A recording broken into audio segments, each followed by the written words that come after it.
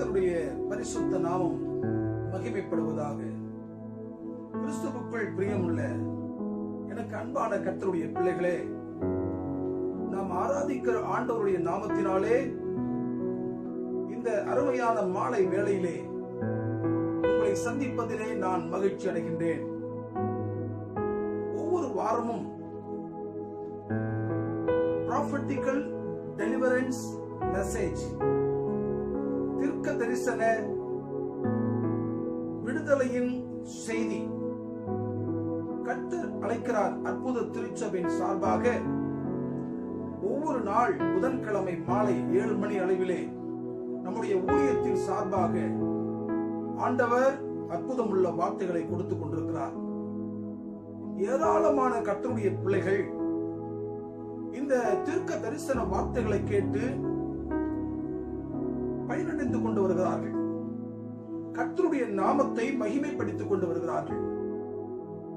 எல்லாவற்றுக்கும் மேலாக இதுவரையிலே அறியாத, தெரியாத, புரியாத பல சத்தியங்களை ஆண்டவர் இந்த வார்த்தையின் மூலமாக செய்து கொண்டு வருகிறார்.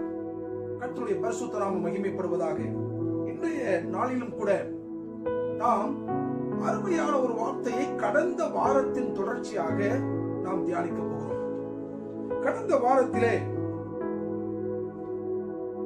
மத்தேயு எழுதின சுவிசேஷம் 24வது அதிகாரம் 3வது வசனத்தை நாம் தியானித்தோம். இன்றைக்கும் தொடர்ந்து அதே செய்திதான். மத்தேயு எழுதின சுவிசேஷம் Matthew chapter 24 verses from 3 onwards. 3வது வசனத்திலே நாம் என்ன தியானித்தோம் என்று சொன்னால், உலகத்தின் முடிவுக்கும் ஆண்டவருடைய வருகைக்கும் என்ன அடையாளம்? இதுதான் இன்றைய நாட்களில் நாம் தியானித்துக் கொள்ளக்கூடிய செய்தி. ஆண்டவராகிய இயேசு கிறிஸ்துவினுடைய வருகைக்கும் உலகத்தின் முடிவுக்கும் என்ன அடையாளம் என்று சீஷர்கள் கேட்ட பொழுது ஆண்டவர் சொன்ன முதல் வார்த்தை, ஒருவனும் உங்களை வஞ்சியாதபடிக்கு எச்சரிக்கையாயிருங்கள்.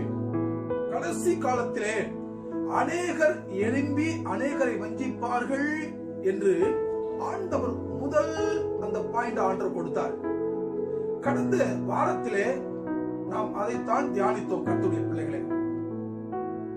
இன்றைக்கு இரண்டாவது வார்த்தை, இரண்டாவது காரியம், இரண்டாவதாக அவர் சொன்ன அந்த பாயிண்ட் என்ன அப்படின்னு பார்க்க 6வது, 7வது, 8வது வசனங்களை இன்றைக்கு நாம் தியானிக்க போகிறோம். மத்தேயு எழுதின சுவிசேஷம் 24வது அதிகாரம் 6வது வசனத்தை வாசிக்கும் பொழுது, யுத்தங்களையும் யுத்தங்களின் செய்திகளையும் கேள்விப்படுவீர்கள் என்று எழுதப்பட்டிருக்கிறது. யுத்தங்களையும் யுத்தங்களின் செய்திகளையும் கேள்விப்படுவீர்கள் என்று எழுதப்பட்டிருக்கிறது. பிரியமானவர்களே, இரண்டாவது அடையாளமாக இந்த உலகத்தில் சம்பவிக்கக்கூடிய ஒரு விசேஷ காரியம், யுத்தங்கள் நடக்கும், யுத்தம் நடப்பதற்கான கேள்விகளை நீங்கள் காதினால் கேட்பீர்கள் என்று ஆண்டவர் சொன்னதை பார்க்கிறோம். இந்த உலகத்திலே பார்க்க போன எத்தனையோ யுத்தங்கள் நடந்திருக்கிறது. பழைய ஏற்பாட்டு காலத்திலிருந்து இந்த நாள் வரையிலே பார்க்கும் பொழுது எத்தனையோ யுத்தங்கள். நாட்டிற்கு விரோதமாய் நாடு, ராஜ்யத்திற்கு விரோதமாய் ராஜ்யம், ஜனங்களுக்கு விரோதமாய் ஜனங்கள், இப்படியாக தேசங்களுக்காக பலவிதமான காரணங்களுக்காக இந்த தேசத்திலே எத்தனையோ யுத்தங்கள் நடந்திருக்கிறது. ஆனால் ஆண்டவர் சொல்லக்கூடிய இந்த விசேஷமான காரியம், கடைசி நாட்களிலே நடக்கக்கூடிய யுத்தங்கள் ஆண்டவருடைய வருகைக்கு அடையாளமாக இருக்கிறது என்று வேதம் நமக்கு போதிக்கிறது. நம்முடைய தலைமுறையை நாம் பார்க்கும் பொழுது பல யுத்தங்கள் இந்த உலகத்திலே நடந்திருந்தாலும் 2 பெரிய மகா யுத்தங்கள் இந்த உலகத்திலே நடந்திருக்கிறது. அதற்கு பேரு மகா யுத்தங்கள், இங்கிலீஷ்ல வேர்ல்டு வார் என்று நாம் பார்க்கிறோம். முதலாவது உலக மகா யுத்தம் 1914வது வருஷம் ஜூலை மாசம் 28ஆம் தேதியில் இருந்து 1918வது வருஷம் நவம்பர் மாசம் 11ஆம் தேதி வரையில இந்த உலகத்தில் நடந்துச்சு. வருஷத்துல கணக்கு சொல்ல போனா 1914 இருந்து 1914 to 1918, 1914வது ஆண்டு முதல் 1918வது ஆண்டு வரை இந்த உலகத்திலே நடந்தது முதல் மகா யுத்தம், ஃபர்ஸ்ட் வேர்ல்ட் வார். இதற்கு நான் ஆசிரியர் என்பதனால எனக்கு அது நன்றாக தெரியும். இதற்கு ஒரு பெரிய ரீசன் இல்லை. சண்டை ஆரம்பித்தவுடன் 2 குரூப் ஆஃப் நாடுகள் பிரிந்து யுத்தம் செய்து பயங்கரமான அழிவுகளை ஏற்படுத்தினார்கள் என்பது செகண்ட் திங். ஆனா இந்த யுத்தம் தொடங்குவதற்கான காரணம் ஒரு பெரிய காரணம் கிடையாது. யுத்தம் தொடங்குவதற்கான ஒரு ரீசனை பார்க்கும் போனா ஒரு பெரிய காரணம் கிடையாது. இன்னைக்கு அதுதான் சொல்ல வரேன். 3வது உலக மகா யுத்தம் கூட ஆண்டுடைய வருகைக்கு அடையாளமாக சொல்லப்படுகிற 3வது உலக மகா யுத்தம் கூட ஒரு பெரிய காரணத்தில் உருவாக போவது கிடையாது. நிச்சயமாக நான் சொல்வது உண்மை. முதல் உலக மகா யுத்தம் இந்த பூமியில் நடந்த பொழுது நாடுகள் 2ஆக பிரிந்து ஒரு நாட்டுக்கு சப்போர்ட்டா சில நாடுகளும் இன்னொரு நாட்டுக்கு சப்போர்ட்டா சில நாடுகளும் கடந்து போய் 2 பிரிவுகளாக பிரிந்து ஒருவருக்கொருவர் தாக்கி கொண்டார்கள். பேர் அழிவு இந்த பூமியிலே உண்டானது. நான் உங்களுக்கு வருடத்தோடு உங்களுக்கு நான் ஆதாரமாய் சொல்கிறேன், இது முதல் மகா யுத்தம். 2வது உலக மகா யுத்தம் மீண்டுமாக இந்த உலகத்திலே நடந்தது, இந்த செகண்ட் வேர்ல்ட் வார். இது எப்பொழுது நடந்தது என்று சொன்னால் செப்டம்பர் மாதம் 3ஆம் தேதி 1939வது ஆண்டு முதல், அதாவது 1939வது 1939 செப்டம்பர் 3 ஸ்டார்ட் ஆச்சு. எப்ப முடிஞ்சிச்சு? அதே செப்டம்பர் 2 முடிஞ்சிச்சு. 1945வது வருஷம் முடிஞ்சிச்சு.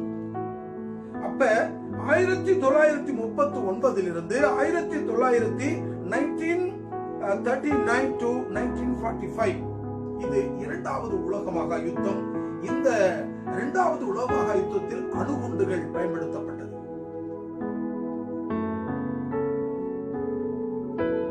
இந்த அணுகுண்டுகள் முதல்ல இந்த யுத்தத்தில் பயன்படுத்தப்பட்டது. பயங்கரமான நாசங்கள், பொருள் சேதமும் உயிர் சேதமும், பொருளாதாரத்திலே ஒரு பெரிய மகா பெரிய இழப்பை சந்தித்தது இந்த உலகம். எனக்கு அன்பான கர்த்தருடைய பிள்ளைகளே, இப்படி 2 மகா பெரிய யுத்தங்கள் இந்த பூமியிலே நடந்திருக்கிறது. ஆனாலும் ஆண்டவர் கர்த்தருடைய வருகைக்கும் உலகத்தினுடைய முடிவுக்கும் என்ன அடையாளம் என்று கேட்ட பொழுது ஆண்டவர் சொன்ன செகண்ட் பாயிண்ட் என்னன்னு சொல்லி கேட்டா, யுத்தங்களையும் யுத்தங்களின் செய்திகளையும் கேள்விப்படுவீர்கள். இன்றைக்கு உலகத்தில் பார்க்கிறோம், ஒவ்வொரு நாடுகள் தங்கள் நாடுகளை காத்துக்கொள்ள என்னென்ன காரியங்களோ செய்கிறார்கள். படைகளை 3 பிரிவாக பிடித்திருக்கிறார்கள். முதலாவது முக்கியத்துவம் கொடுக்கப்படுகிறது கடற்படை, நேவி. 2வது விமானப்படை,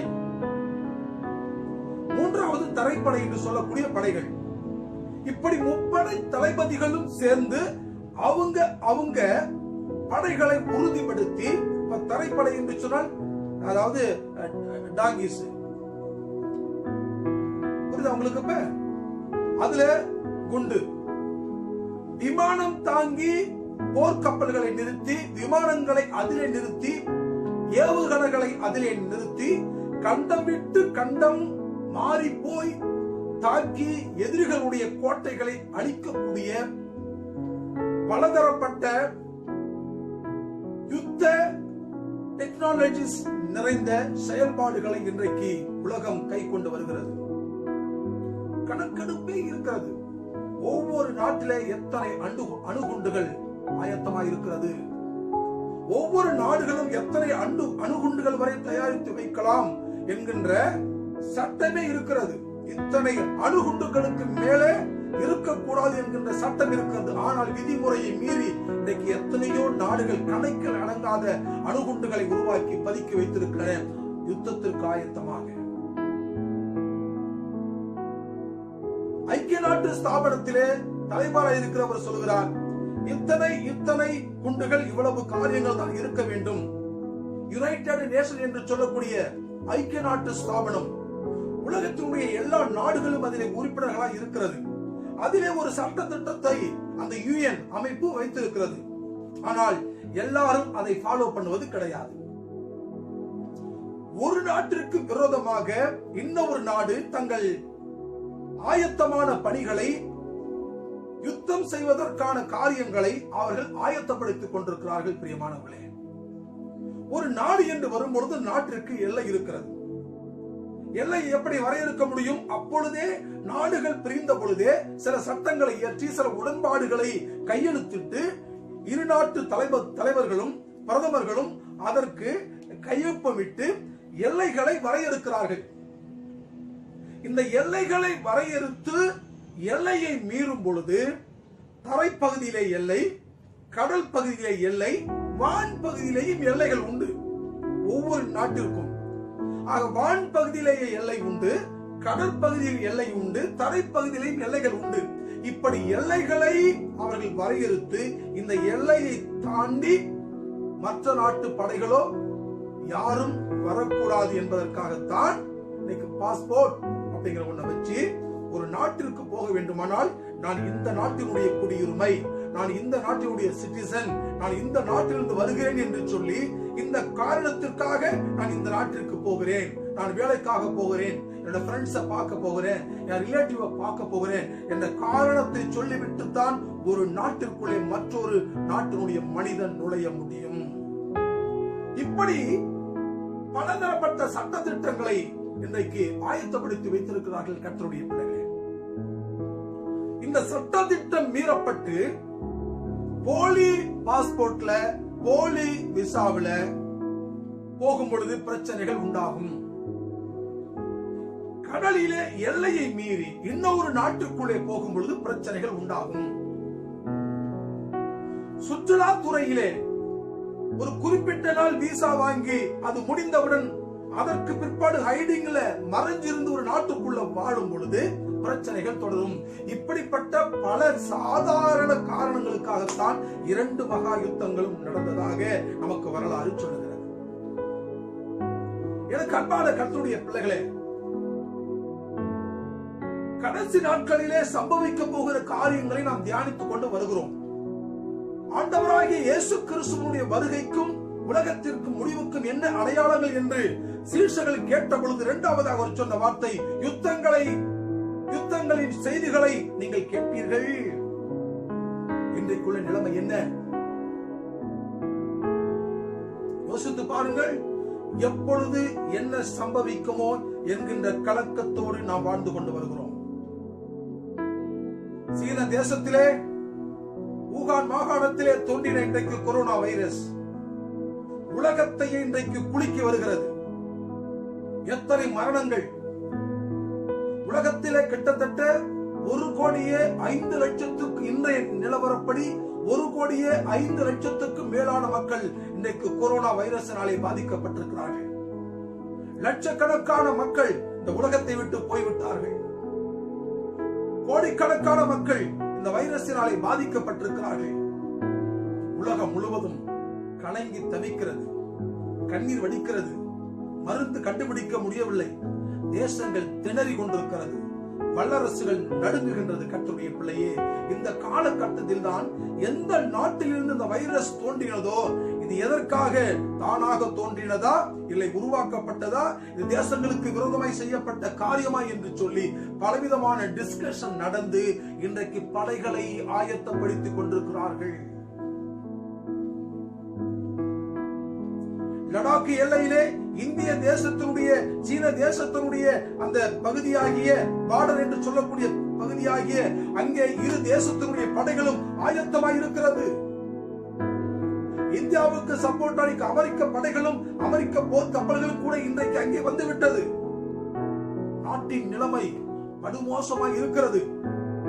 எப்பொழுது என்ன சம்பவிக்குமோ, யுத்தம் என்று சொல்லி வந்தால் இந்த வைரஸை காத்திலும் அநேக மக்கள் கொத்து கொத்தாய் சாக வேண்டிய நிலைமைக்குள்ளே இந்த உலகம் தள்ளப்படும். கர்த்தருடைய பிள்ளையே, ஆண்டவர் சொல்கிறார், யுத்தங்களையும் யுத்தங்களின் செய்திகளையும் நீங்கள் கேள்விப்படுவீர்கள். நாம் இப்பொழுது கேள்விப்பட்டுக் கொண்டிருக்கிறோம். போர் கப்பல்களும் போர் படைகளும் ஆயத்தமாய் இருக்கிறதை கேள்விப்படுகிறோம். எப்பொழுது சண்டை மூலமோ என்கின்ற கலக்கமும் நடக்கமும் இன்றைக்கு உலக ஜனங்களை வாட்டிக் கொண்டிருக்கிறது. கர்த்தருடைய பிள்ளையே, இந்த பொல்லாத காலகட்டத்தில் தான் நாம் வாழ்ந்து கொண்டு வருகிறோம். வேதம் சொல்கிறது, யுத்தங்களையும் யுத்தங்களின் செய்திகளையும் கேள்விப்படுவீர்கள். கர்த்தருடைய பரிசுத்த நாமம் மகிமைப்படுவதாக. ஆனாலும் ஆண்டவர் சொல்கிற அந்த வசனத்தை நீங்கள் வாசித்து பார்க்கும் பொழுது, யுத்தங்களையும் யுத்தங்களின் செய்திகளையும் கேள்விப்படுவீர்கள், ஆனாலும் கலங்காதபடிக்கு எச்சரிக்கையாயிருங்கள். இதுதான் நமக்கு ஆண்டவர் சொல்லக்கூடிய காரியம். இப்படி நடக்கிறது கடைசி காலமா இருக்கிறதுனால this is the symptoms. இது கடைசி காலம் என்பதற்கான symptoms. அப்படி இருக்கும் பொழுது கர்த்தருடைய பிள்ளைகளாகிய உங்களை என்னை பார்த்து ஆண்டவர் சொல்லுகிறார், ஆனாலும் கலங்காதபடிக்கு எச்சரிக்கையாயிருங்கள். கலங்காதபடிக்கு எச்சரிக்கையாயிருங்கள். அப்ப இந்த யுத்தத்தினுடைய செய்தியை கேள்விப்படும் பொழுது நமக்கு கலக்கம் வருகிறது. எல்லாவற்றும் ஒரு கேள்விக்குறி. இன்னைக்கு எத்தனை திட்டமிடுறோம் இன்னைக்கு உலகத்துல, நம்ம வாழ்க்கையில நல்ல இடம் வாங்கணும், வீடு கட்டணும், பிள்ளைகளை படிக்க வைக்கணும், நல்ல நிலைமைக்கு வரணும், நம்முடைய பினான்சியலுடைய பொசிஷனை இம்ப்ரூவ் பண்ணணும், நல்ல நிலைமைக்கு வரணும். இது எல்லாம் திட்டமிட்டு காய் நகர்த்தி போனாலும் யுத்தம்னு சொல்லி வந்துட்டா எல்லாம் டேமேஜா போயிடும். சாப்பாட்டுக்கே அல்லல் படக்கூடிய நிலைமைக்குள்ளே நாம் தள்ளப்படும். இருப்பதற்கு இடமில்லாத நிலைமைக்குள்ளே மனிதர்கள் தள்ளப்படுவார்கள். ஏற்பட்ட நிலைமைதான் முதல் மகா யுத்தத்திலும் இரண்டாவது மகா யுத்தத்திலும் நடந்தது. கர்த்தருடைய பிள்ளைகளே, அப்ப யோசித்து பாருங்கள். இப்படி யுத்தம் என்று ஒன்று வந்தால் பொருளாதாரத்துடைய நிலைமை மிகவும் மோசமான நிலைமைக்குள்ளே தள்ளப்படும். உயிரிழப்புகள் பயங்கரமான மோசமான நிலைமைக்குள்ளே கலந்து போகும். அப்படி இருக்கும் பொழுது யாருக்குத்தான் கலக்கம் வராது? அதனால தான் ஆண்டவர் சொல்கிறார், ஆனாலும் நீங்கள் கலங்காமல் எப்படி இருக்கணுமா? எச்சரிக்கையாயிருங்கள் என்று ஆண்டவர் சொன்னார். நாம் எச்சரிக்கையா இருக்க வேண்டுமா? அப்படின்னா என்ன அர்த்தம் தெரியுமா? இதற்கு ஒரு அர்த்தம் இருக்கிறது. போதகமார்கள் எப்படி போதிப்பார்களோ எனக்கு தெரியாது. எது வானமே இடிந்து விழுந்தாலும், பூமி நிலை மாறி போனாலும், யுத்தங்கள் கடந்து வந்தாலும், உயிரிழப்புகள் கலந்து வந்தாலும், மரணமே நம்மை சந்தித்தாலும் நாம் ஏன் எச்சரிக்கையா இருக்க வேண்டும் என்று சொன்னால், கர்த்தருடைய வருகைக்கு ஆயத்தமாய், தேவனை சந்திக்க ஆயத்தமாய், இன்று நான் மரித்தாலும் என் ஆத்துமா பரலோகத்திற்கு போகும், என் ஆண்டவருடைய சமூகத்துக்கு போகும் என்கின்ற ஒரு தைரியம் உள்ள பிள்ளைகளாய் நாம் வாழ்வதற்கு நாம் எச்சரிக்கையாய் இருக்க வேண்டும் என்று வேதம் சொல்கிறது. இது எச்சரிப்பின் வார்த்தை. ஆண்டவர் சொன்ன வார்த்தை அதுதானே, எச்சரிக்கையாயிருங்கள். அதுக்கு என்ன அர்த்தம்? Be careful. நம்ம இன்னைக்கு சொல்றோம், வெளியில போகும்போது பிள்ளைகளை பார்த்து சொல்றோம், யார் சொல்றோம், கேர்ஃபுல்லா போயிட்டு வாங்க, யாரையும் தொடாதீங்க, டிஸ்டன்ஸ் மெயின்டைன் பண்ணுங்க, அடிக்கடி சோப்பு போட்டு கையை கழுவுங்க, ஏதாவது வந்துற போது. ஏன்னா நமக்கு கண்ணுக்கு முன்னாடியே எத்தனையோ பேர் சாகிறத பாக்குறோம். அப்படி இருக்கும் பொழுது நம்ம சொல்றோம் எச்சரிக்கையா இருங்க சொல்றோம், கேர்ஃபுல் அப்படின்னு சொல்றது. ஒரு சாதாரண வைரஸுக்கு, நோய்க்கு கூட நம்ம எச்சரிக்கையா இருங்கன்னு சொல்றோம். ஒரு வீட்டுல ஒரு ஈர கையோட ஒரு சுவிட்ச் போட்டோட கேர்ஃபுல்லா பண்ணுங்கன்னு சொல்றோம். காலில் செப்பல் போட்டு சுவிட்ச் போர்டுல கை வைங்கன்னு சொல்றோம். ஒரு சின்ன சின்ன காரியத்துக்கு நாம் எச்சரிக்கையை கடைபிடிக்கும் பொழுது, ஆண்டவருடைய வருகையின் நாளை எதிர்பார்த்து கொண்டிருக்கிற கர்த்தருடைய பிள்ளையே, நாம் அவருக்கு பரிசுத்தமுள்ள பிள்ளைகளாய் ஆயத்தமாய் காத்திருப்பது எவ்வளவு நாம் எச்சரிக்கை உள்ள பிள்ளைகளாய் காணப்பட வேண்டும். அதைத்தான் ஆண்டவர் சூசகமாக சொன்னார். நீங்க யுத்தத்தை பத்தி கலங்காதீங்க, சண்டையை பத்தி கலங்காதீங்க, ஆனாலும் நீங்க எச்சரிக்கையா இருக்கணும் ஆண்டவர் சொன்னார். எத்தனை ஊமைகளை நம்ம ஆண்டவர் நம்ம பைபிளை நம்ம பார்த்திருக்கிறோம். யோசித்து பாருங்க. மணவாளன் வருகைக்காக காத்திருந்த 10 கன்னிகைகளை குறித்து வேதம் சொல்கிறது அல்லவா? அதை புத்தியுள்ள கன்னிகைகள் என்றும் புத்தி இல்லாத கன்னிகைகள் என்று நாம் பிரசங்கிக்கிறோம். எப்பொழுது வருவார் என்று சொல்லி ஆயத்தமாய் 10 பேரும் காத்திருந்தாலும் நாட்கள் செல்ல செல்ல செல்ல செல்ல செல்ல ஒரு சிலர் இன்ட்ரெஸ்ட் காமிக்காம போயிட்டாங்க. ஆமா, எப்பொழுது வருவாரோ வரட்டும் அப்படிங்கிற மாதிரி அலட்சியத்தினுடைய மைண்ட் அவங்களுக்குள்ள வந்துடுச்சு. ஆனால் ஒரு சிலர் அந்த வார்த்தையை இறுக பிடித்துக் கொண்டு ஆயத்தமாயிருந்தார்கள். என்ன சட்டம்? மணவாளன் வந்து கதவை திறக்கும் பொழுது எண்ணெயை ஊற்றி வைத்திருக்கிற அந்த விளக்க பத்த வச்சுக்கிட்டு எண்ணெயும் தீவட்டியோடு கூட உள்ள போகணும். இதுதான் சட்டம். புரியுதா உங்களுக்கு? கர்த்தருடைய பரிசுத்த நாமம் மகிமைப்படுவதாக. எண்ணெய் என்பது அபிஷேகத்தை குறிக்கிறது. தீவட்டி என்பது பரிசுத்த வாழ்க்கையை குறிக்கிறது. அப்ப அபிஷேகத்தோடு பரிசுத்த வாழ்க்கையோடு தேவனோடு பிரவேசிக்கிற அந்த அனுபவம் கர்த்தருடைய பரிசுத்த நாமம் மகிமைப்படுவதாக. மணவாளன் வந்தார். வருவாரு காத்திருந்து சோர்ந்து போனவங்க விளக்கையும் பார்க்கல, எண்ணெய் இருக்குதான்னு சொல்லி பார்க்கல, தீவட்டிய பத்த விதம் ஆயத்தம் இல்ல, சரி வரும்போது பார்த்துப்போம், எப்ப வர போறாலும் தெரியலன்னு சொல்லி அலட்சிய போக்கோடு காணப்பட்டதினாலே திடீரென்று திருடன் வருகிற விதமாய் ஒரு நாள் மணவாளன் வந்தார். ஆயத்தமாய் இருந்த புத்தியுள்ள கன்னிகைகள் மணவாளன் வந்தவுடன் உடனடியாக தங்கள் வைத்திருந்த தீவெட்டிகளினால் தங்கள் தீவெட்டிகளை கொளித்து அவரோடு கூட உள்ளே பிரவேசித்தார்கள். கதவு சாத்தப்பட்டது. அந்த நேரம் ஆயத்தம் இல்லாத ஸ்திரீகள் என்ன செய்தாங்க? மணவாட்டிகள் என்ன செஞ்சாங்க? அப்பதான் வெளியில ஓடி பிரயாசப்பட்டு என்ன கிடைக்குமா, நெருப்பு கிடைக்குமான்னு சொல்லி பார்த்துக்கிட்டு அவர்கள் ஆயத்தப்படுத்தி வருகிற வரை மணவாளன் காத்திருக்கவில்லை. கதவு சாத்தப்பட்டது. கதவை தட்டி கொண்டிருந்தார்கள். ஒருவரும் திறக்க முடியவில்லை. எனக்கு அன்பான கர்த்தருடைய பிள்ளையே, யோசித்து பாருங்கள்.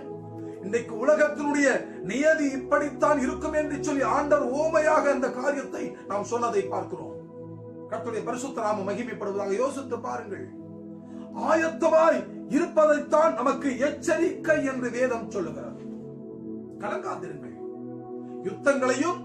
யுத்தங்களின் செய்திகளையும் கேள்விப்படுவீர்கள், ஆனாலும் கலங்காதிருங்கள்.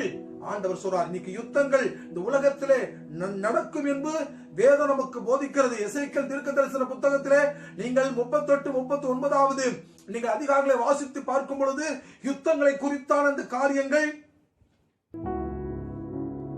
மறைக்கப்பட்ட உண்மையாக அதில் எழுதப்பட்டிருக்கிறது. அதை குறித்தான நீங்க அதை வாசிக்கும் பொழுது உங்களுக்கு நல்லா தெரியும். ஆண்டவர் சொல்றாரு, இந்த கடைசி காலத்திலே என்னென்ன காரியங்கள் சம்பவிக்கும், ஆனாலும் கலங்காதீங்க, பயப்படாதீங்க, ஆனா ஒண்ணு செய்யுங்க, எச்சரிக்கையா இருங்கன்னு ஆண்டவர் சொல்றாரு. அப்பனா என்ன அர்த்தம்? என்ன சூழ்நிலை நம்மை சந்தித்தாலும், மழையா இருக்கட்டும், காற்றா இருக்கட்டும், இடியா இருக்கட்டும், மின்னலா இருக்கட்டும், யுத்தமா இருக்கட்டும், மரணமே வந்தாலும் கர்த்தருடைய வருகைக்கு நாம் ஆயத்தமாக இருக்கும் பொழுது நம்முடைய ஆத்துமா ஒருபோதும் நரகத்திற்கு நேராக போவதில்லை.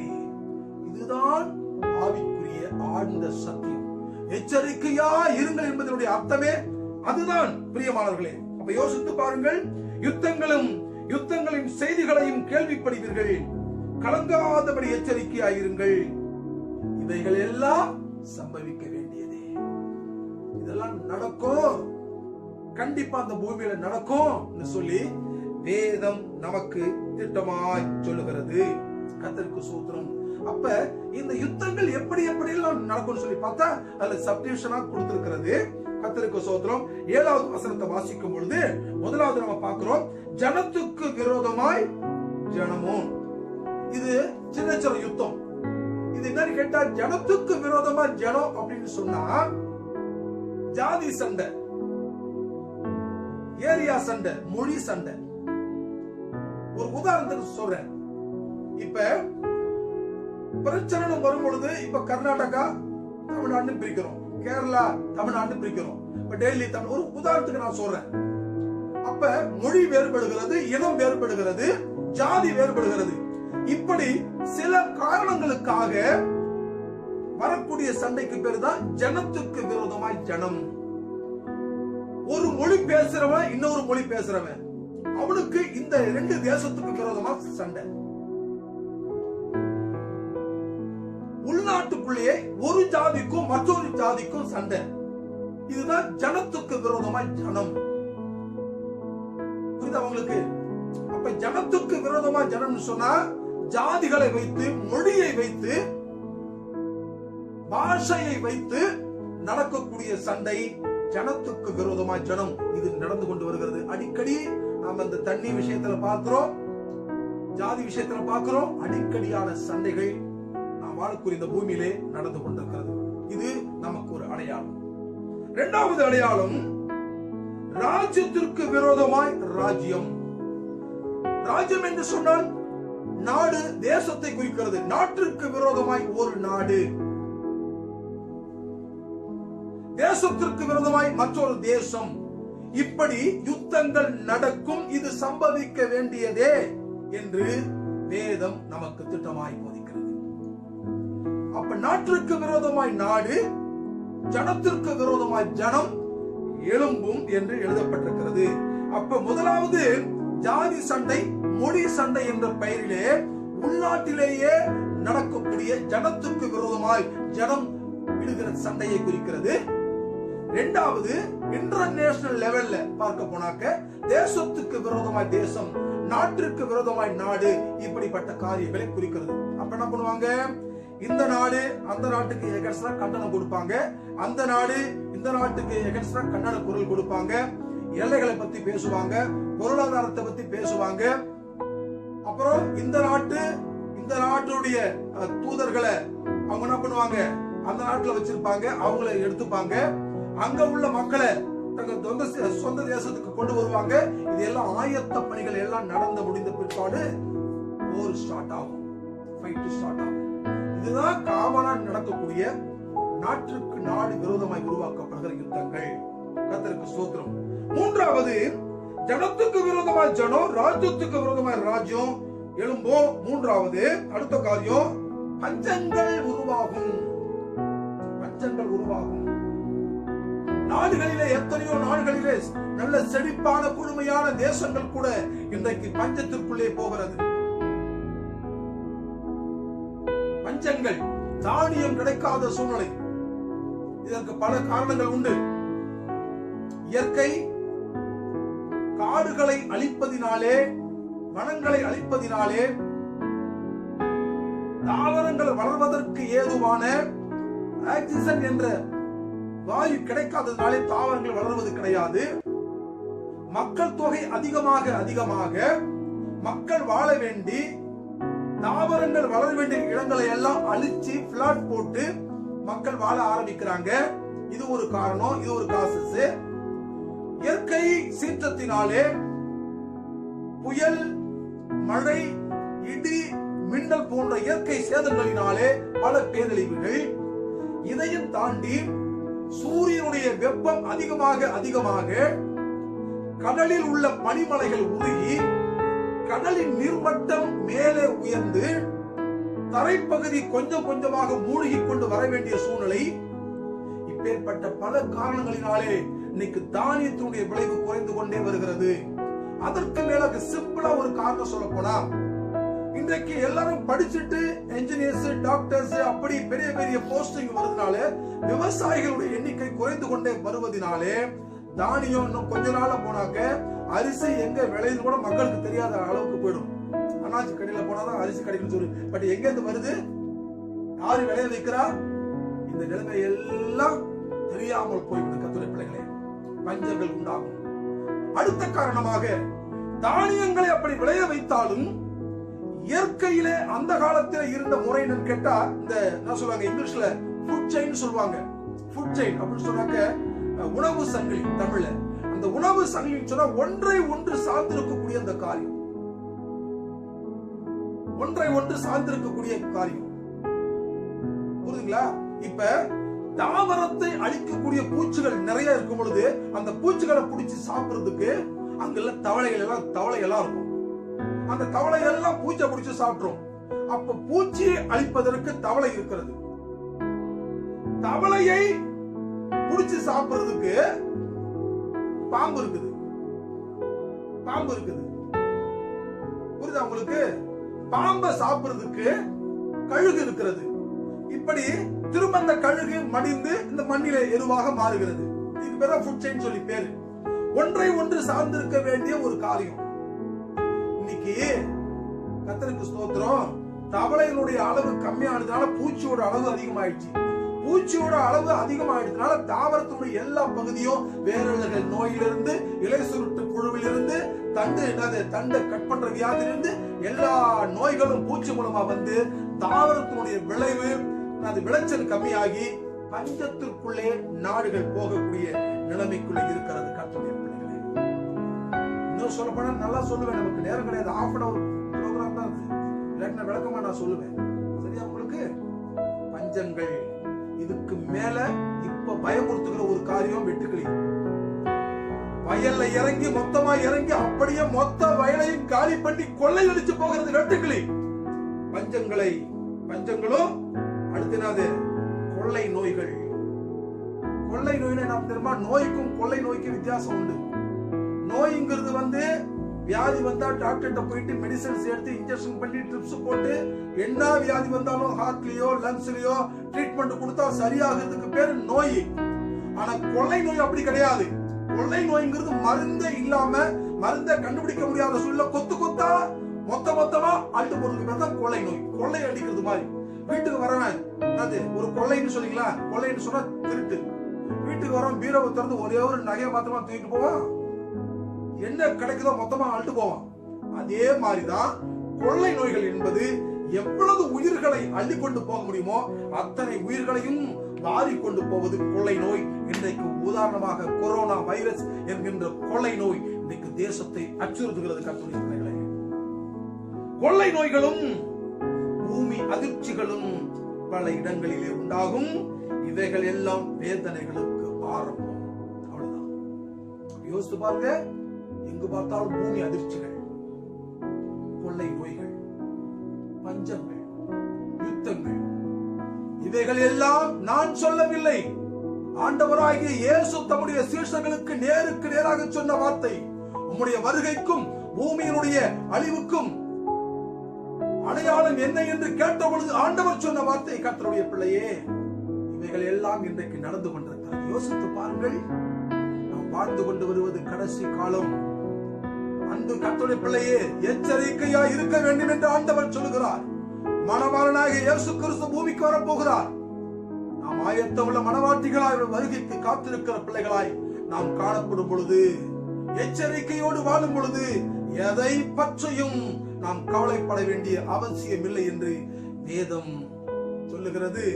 தொடர்ந்து அடுத்த வாரத்திலே இதனுடைய தொடர்ச்சியை நாம் தியானிக்க போகிறோம். தொடர்ந்து இந்த நிகழ்ச்சிகள் பாருங்கள்.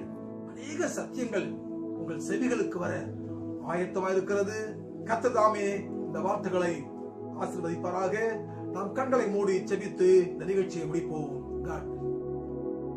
எங்கள் பரிசுத்தமுள்ள நல்ல ஆண்டவரே, கர்த்தருடைய நாமத்தினால் இந்த அருமையான வேலைக்காக நன்றி செலுத்துகிறோம் தகப்பனே.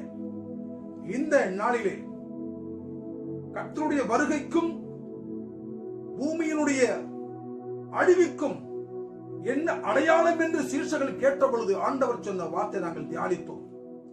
தகப்பனே, உமக்கு நன்றி அப்பா. எங்களோடு பல மறைபொருள்களை வெளிப்படுத்தின கிருபைக்காய் ஸ்தோத்திரிக்கிறோம். இந்த நிகழ்ச்சியை பார்த்து கொண்டிருக்கிற ஒவ்வொரு பிள்ளைகளை ஆண்டவர் ஆயத்தப்படுத்தி எச்சரிக்கையாய் வாழக்கூடிய ஞானத்தை, கிருபைகளை ஆண்டவர் கொடுத்து வழிநடத்தும்படிக்கு ஜெபிக்கிறோம். எங்கள் ஆத்துமா ஒருபோது வீணாய் போகாதபடிக்கு எங்கள் பரிசுத்தத்தை காத்துக்கொண்டு ஆண்டவருக்கு பிரியமாய் வாழக்கூடிய வாழ்க்கையை நாங்கள் செய்ய நீர் எங்களுக்கு வேண்டிய ஞானத்தை, கிருபைகளை எங்கள் கர்த்தர் கொடுக்கும்படிக்கு ஜெபிக்கிறோம்.